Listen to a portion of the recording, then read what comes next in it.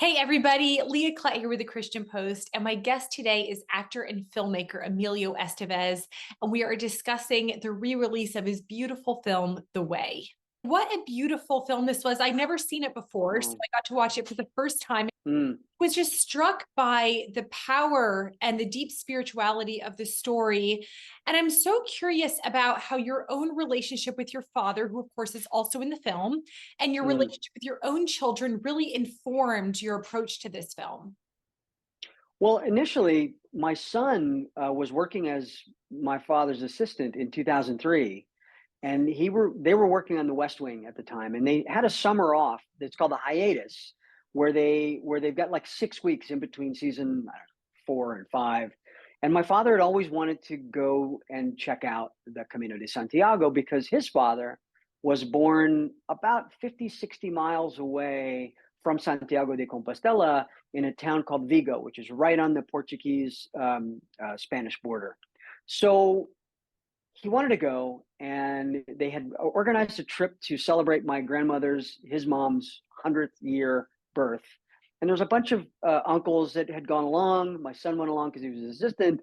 And after they finished their moment of, a reunion in Spain, or I'm sorry, in Ireland, my dad said, "Well, who wants to come with me to Spain?" And my son was the only one to raise his hand. Off they go. But because now time was short, they didn't have the full 40 days to walk the Camino. So they rented a car and they drove along the Camino and they make little stops along the way and take photos and places of interest. And they stopped in a town called Burgos, which is, as if you're looking at the map, from Madrid, it's about 2 hours north of Madrid. And they stayed in an albergue, and this young woman walks in, and she was basically the innkeeper's daughter. My son takes a look at her, falls in love, decides he's going to move to Spain, and ended up living there for 9 years. Wow. So got married. In fact, they got married on the summer that we started actively preparing to shoot the way. So I had to figure out how to spend time with my son. And it was going over to Spain. And I think, well, if I'm going to spend a lot more time with them, I better figure out how to work there. So I began to write the script, and the script was really developed through conversations that I had with my dad, who did want to make a movie in Spain, but didn't had no idea about what that movie would be. So I said, well, didn't I kind of lose my son on the Camino? I said, obviously not as dark as where I think I want to take this story. But he said, yeah. And I said, why don't we start with that? So the script began to develop. So in many ways, it was inspired by my son, his grandson, starring my dad, and I dedicate the movie to my grandfather Francisco at the end of the film. So it's generational. It pays homage to the country where where we derive our roots from, most of our roots anyway. And then now I have a granddaughter. My granddaughter Alma is going to turn 4 next month, and she was the second miracle that happened along our Camino, our family Camino. Prayer is such a theme in this film. Tom struggles to connect with God after losing his son, questions, the purpose of life. Why was it important to really highlight the power of prayer in this movie? Well, what better way to contemplate your spiritual life than going on pilgrimage? Yeah. And in Tom's case, he's a lapsed Catholic. He goes to mass on Easter and Christmas. He's not a religious guy. The priest that he meets along the way gives him the rosary. Okay, this is a token, and he doesn't really understand the significance of it in that moment. He's a guy that was never willing to meet his son halfway. They were at odds in terms of how they saw life and how they wanted to live their lives. His character is obviously the guy from the country club, the guy who lives a very kind of isolated lifestyle. In the very early part of the movie, we see he and his son sort of at odds. He Mhm. won't meet him halfway, as I said. It takes the son's passing. It takes the father not only traveling to Spain, but then making the journey, which he now has to make. He has to meet his son all the way. There's no half. He has to make the entire journey to not only figure out who his son was and who he is, but who Tom's character, who Martin's character is by the end. He becomes a full, mature, transformed human being as a result of pilgrimage, as a result of connecting to his faith and finding his own personal spiritual center. Mhm. Well, and this movie also really highlights the healing role that spirituality and faith can play in our lives, especially when so many of us have experienced loss over the last 3 years Oh, due to COVID. yeah, yeah, indeed, indeed, and that is, we've lost over 1 million Americans, Yeah. and I don't think we have properly taken the time to grieve. And Hmm. I think the film, there's a lot of humor in the movie, so I don't want people to think it's just dark and painful movie to watch. There's a ton of humor in it, but it is about loss. It is about grief. It is about healing, Hmm. and but that's life. We're Definitely. all going to experience loss. We're all going, and we hope that we are going to heal and come out of it on the other side and be whole.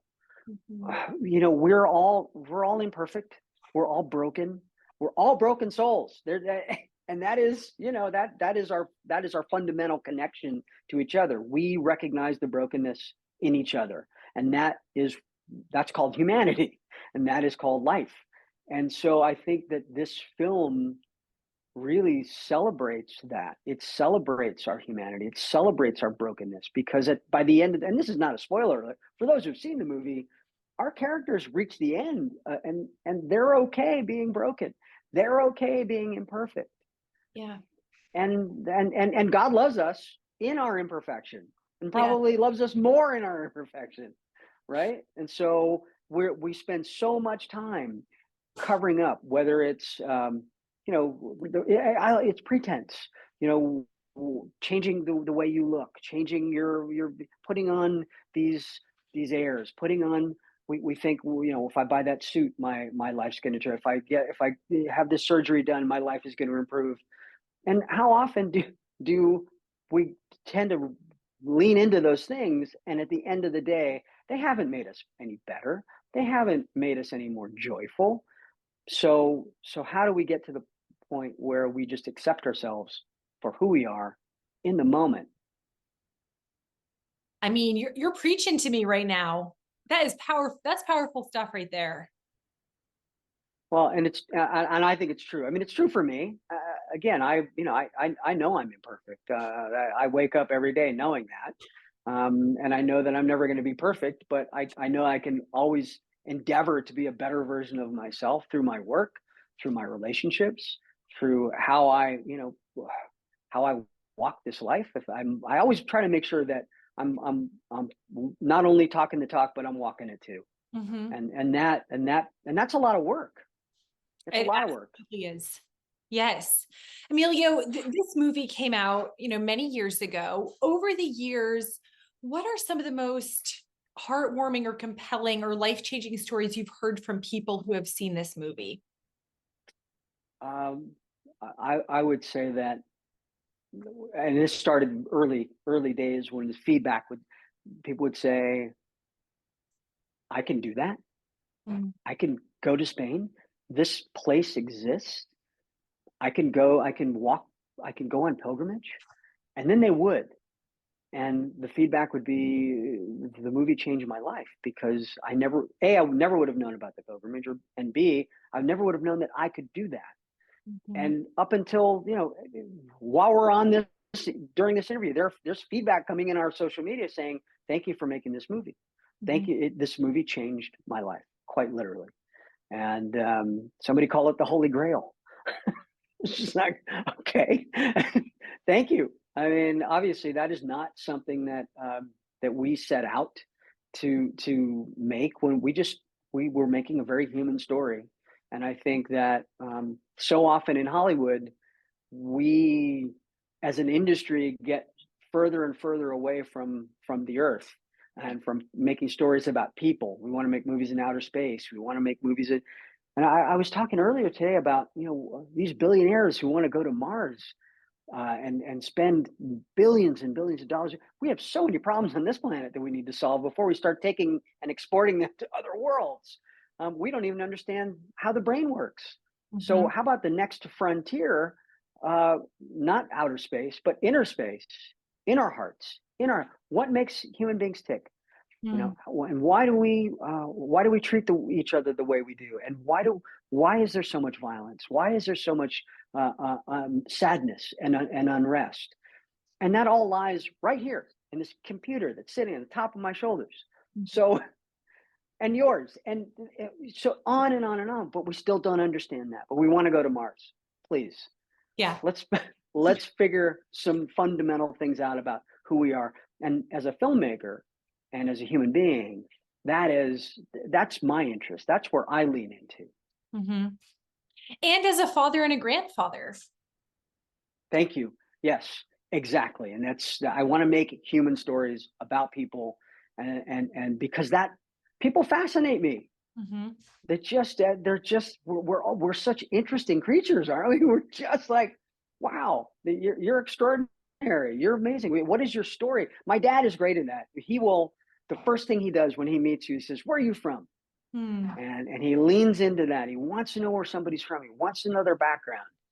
He's curious. And I think that the moment we stop being curious, the moment we stop asking the question, the moment we stop being interested in how other people live, well, then we're kind of in trouble, Yeah. because then we're in our own self-imposed isolation, and it has nothing to do with COVID. Yep. That's exactly right. Emilio, are we going to see more of this really beautiful, positive content from you in the future? Well, I hope so. I mean, certainly that's the plan. I've got a sequel for the way up my sleeve. I've been working on the script on and off for a long time, and this year, and I really think it's been prompted by the fact that the film is coming back. My dad turns 83 this year. He's still got great constitution. He's still ready to go and wants to do it. But I think that part two could really lean into what you're talking about, movies that are positive, that are about human beings, that are about the journey, that are about the spiritual life. And one of the things that his evolution is something that's always been fascinating. Tom's evolution through the film, but in the sequel, he tells the Irish writer, he says, "I have something this time that I didn't have before when you first met me, Jack." And Jack says, "What's that?" He says, "Faith. I have faith now." And Mm. so but there's other things going on in his life that actually threaten the foundation of that. So he's found himself, and yet there is this next journey is going to be a difficult one for him as well. Well, I'm excited to see it. And thank you so much for using your platform and your voice for good. It's just so needed right now. Thank you. You know what? That's not a heavy lift for me. That's how I'm wired, and so I really feel like that's my mission, and that's my Camino and my pilgrimage that I'm walking as an artist. So thank you. Thanks for taking the time.